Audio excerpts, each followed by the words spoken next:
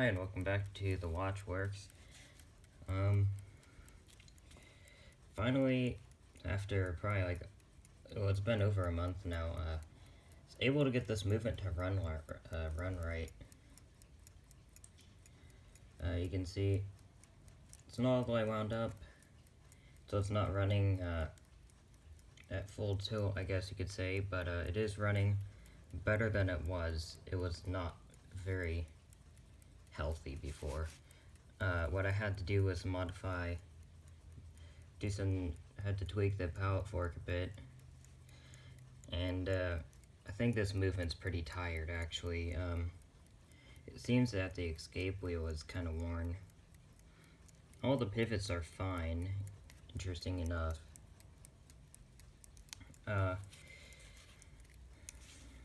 Also, I ended up not doing anything to the case. I just cleaned it up the best I could. It doesn't look the best. It shows its age. This was probably used in a kitchen or something, because there is like old grease and stuff on this that I've scrubbed that with Dawn dish soap, and some of it still has not come off, so I'm just going to leave it at that. So yeah, this is about where I left off on the reassembly. Movement wasn't running well, but now that it's running well, can go about reassembling this thing. It's about time. Got some more exciting stuff coming up here soon. And yeah, sorry for the very sparse uploading. It's just life gets busy sometimes, and I don't feel like filming sometimes, so thought I'd do it now since the movement's going good. As you can see, I'm just putting it back into this outer or inner casing. And I don't have any rubber grommets that will fit this, so I'm just using washers as spacers.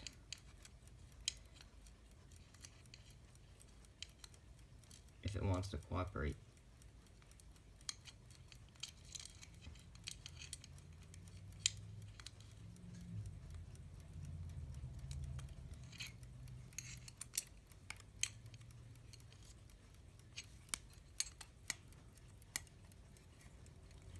Okay, there we go.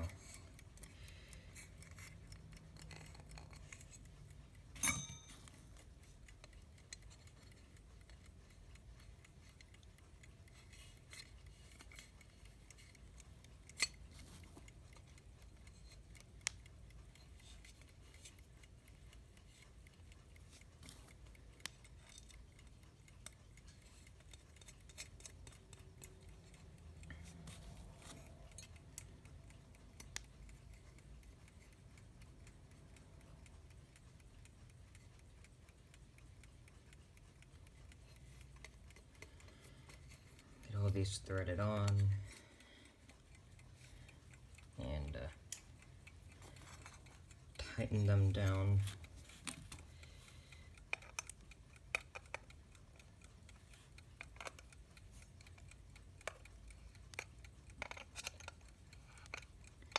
With my pliers.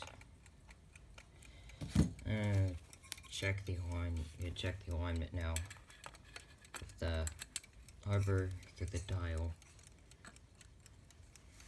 Yeah, it looks a bit more off on camera than it actually is. Nothing's rubbing or anything.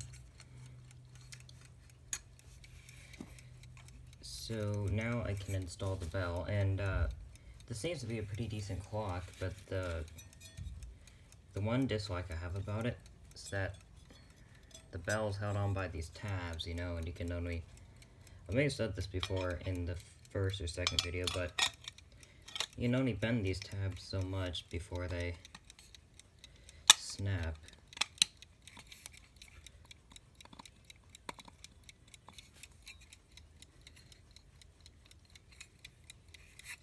Trying to get this lined up here.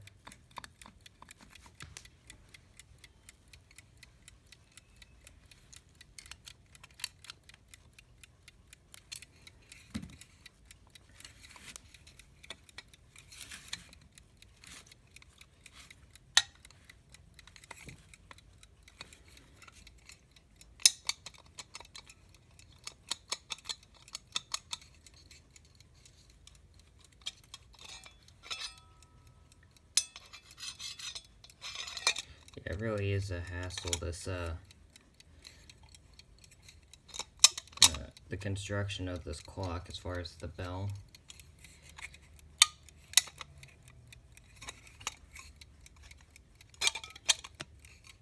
Sorry for all the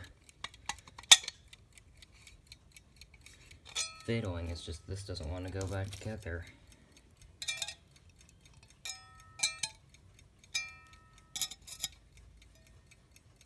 Try to get all these lined up a bit better.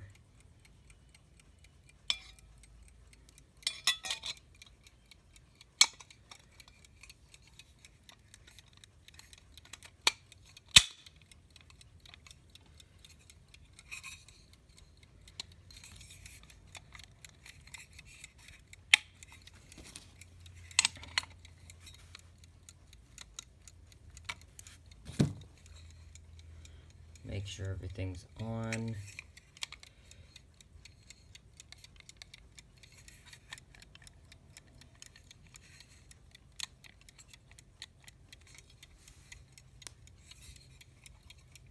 I don't know how much you're seeing.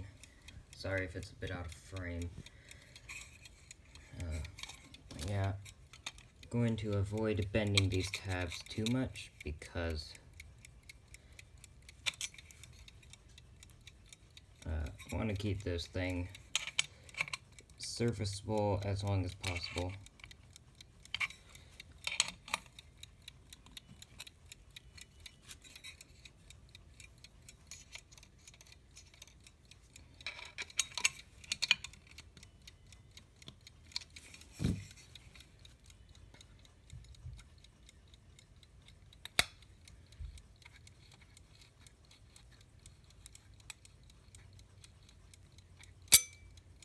Okay, let's test the alarm.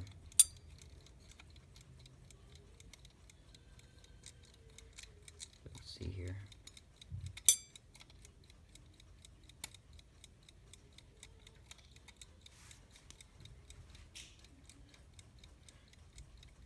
Sorry if you hear music in the background. Let me wind this up. I also was able to successfully remove the dime. Sorry that there's a lot of rambling. Let me get this wound up first. So I was able to remove the dime. Apparently these had a Bakelite winding key, and this was like the brass insert, and it was splined. You can kind of see the remnants of the splines along there. And here's a 1918 Mercury dime. You can see that. That's pretty cool. I also do collect coins and coin roll hunt or anything, but there's like a clock and watch channel really, so.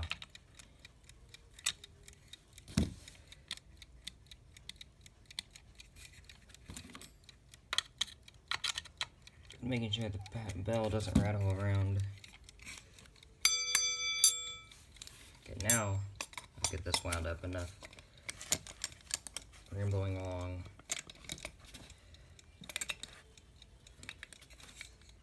And I'm gonna do this off camera. Shut the bell off.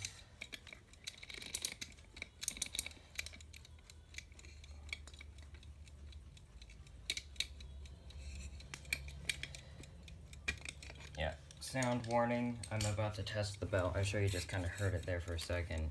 But yeah, so.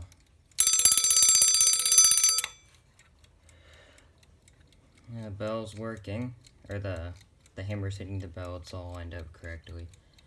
I'm gonna adjust this hammer a bit, because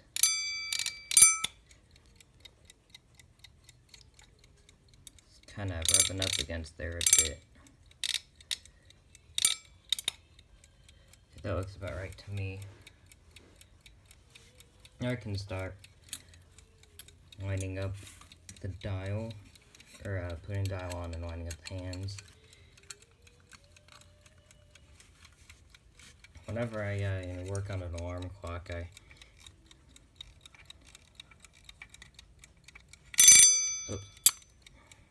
the arm off. Whenever I work on an alarm clock, I always try to get everything lined up so like the alarm, the alarm goes off.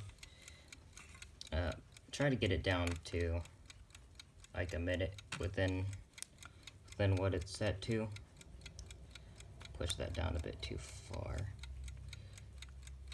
But yeah, I have a feeling this was used in a kitchen or something, and you can kind of see a bit of discoloration on the dial.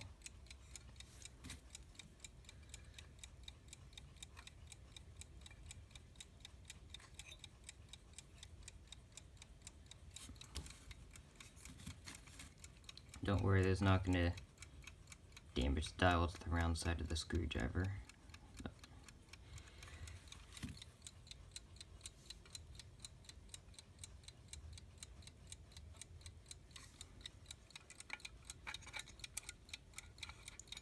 I do like the oops. Sorry if I startled you guys, the knob pulls out really easily. Let's see here. Okay, so that is gotta make sure the dial's pressed down all the way.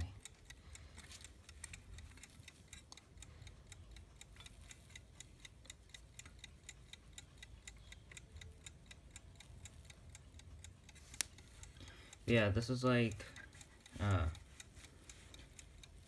so I said before, I think, but US Time was a version of the Waterbury Clock Company, but I'm just gonna call it the Waterbury Clock Company. It looks like they tried copying the West Clock Style 5 alarm clock. Time for Clocks. Check out his channel, by the way. He makes very good videos, too. He said that they didn't manufacture these things after around 1940, so it's probably from around 1940 or earlier. Or, yeah, from the 40s or earlier. Yeah, so shout out to him, that was helpful. But yeah, it seems that they were trying to copy that, because if you don't know West Clocks, it's a really big name in alarm clock, or just clocks in kind of general. Mostly alarm clocks, the Big Ben and the Baby Ben. Try to get these lined up here. Even just the way the hands go on, found it isn't as good as West Clocks. It's a good, they used good materials in it, but not the best design. But yeah, West Clocks was a big manufacturer in America, here in the US, and Canada too.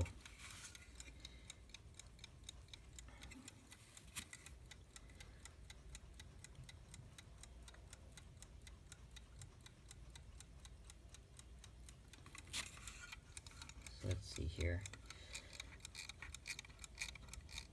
I think I keep repeating myself, but I do like the full-size sleep alarm hand. That is very nice. And also geared down.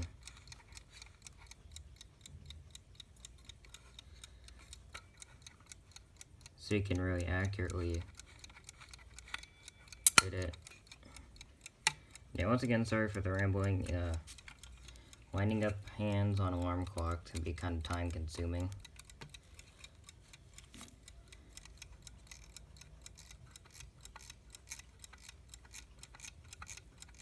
Get this to click over.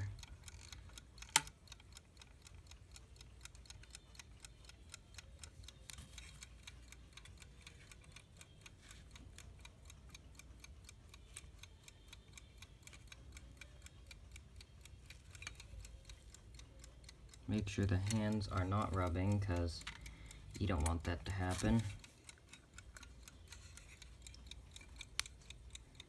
want them to rub on the dial nor against each other.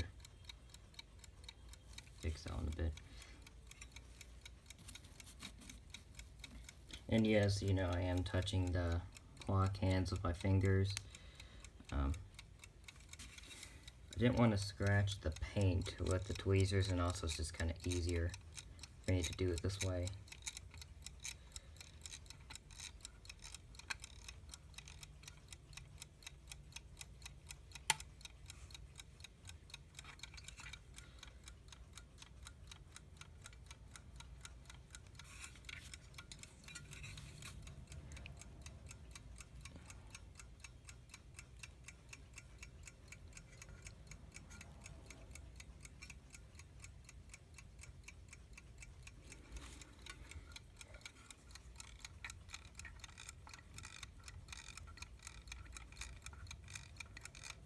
I also don't want the hands to rub on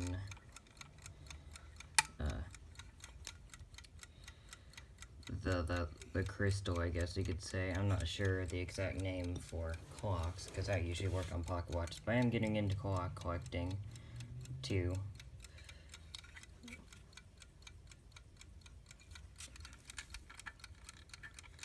Just keep testing this here.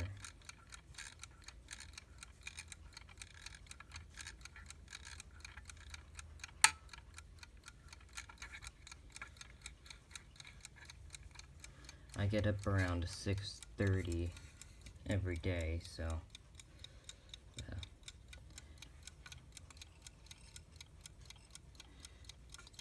let's see, about 6:30. It's a one-way knob. You can only turn it one way, so I have to go around. You have to go all the way back around if you miss where you want to set it to. So 6:30 would be about right there.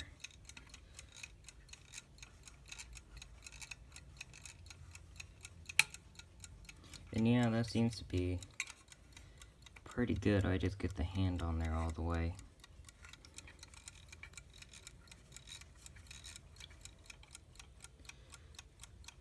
Hand alignment looks good. Need to fix that alarm hand quickly. I'll use my weak tweezers.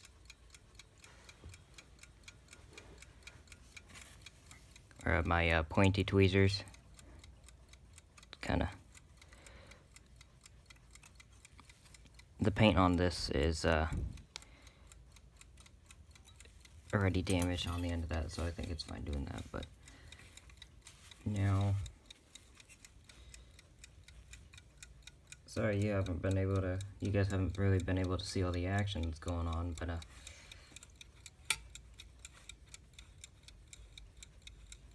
I need to just make sure that everything's lined up correctly.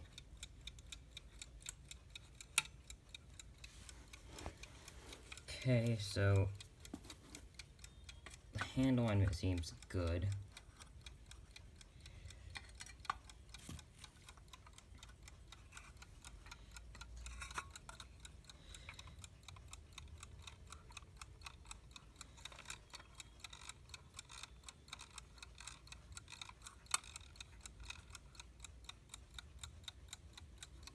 And it is not rubbing against the crystal. Yeah, if any of you clock experts know the actual name of, you know, the glass piece, because, you know, on watches and all that's called a crystal, but I don't know if it has a different name in clock making. So that all seems good. I just pop this back together now. We're almost done with this thing. Oops. Don't want to do that though.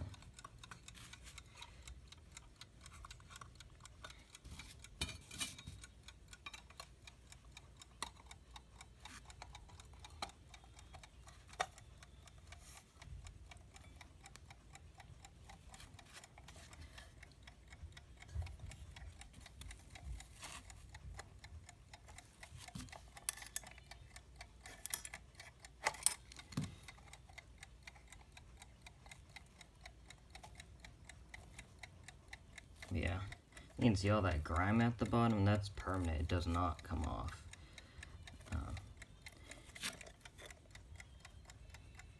Yeah, so someone obviously used this in their kitchen, or it was in some other kind of greasy environment, maybe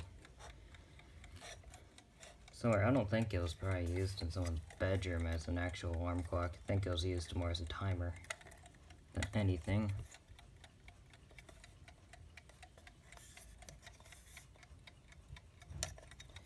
Alignment looks good.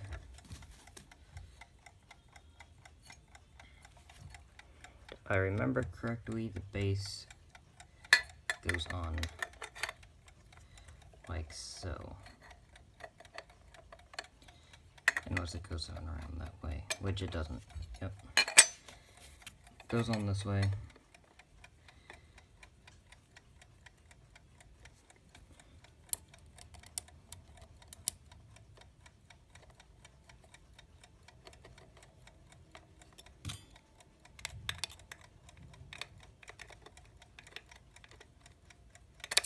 Oops.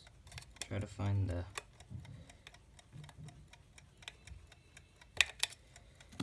trying to find the screw threads here. This thing is just giving me absolute grief throughout the whole service. Makes sense, because I'm filming it.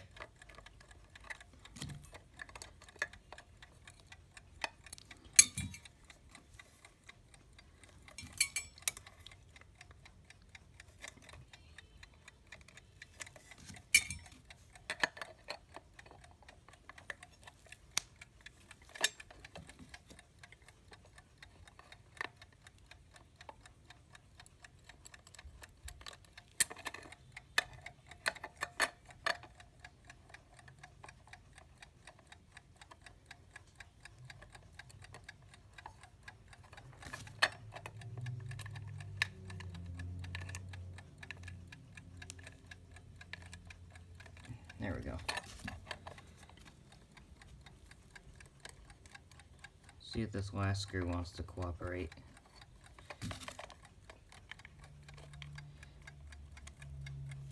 There you go, that one wanted to cooperate.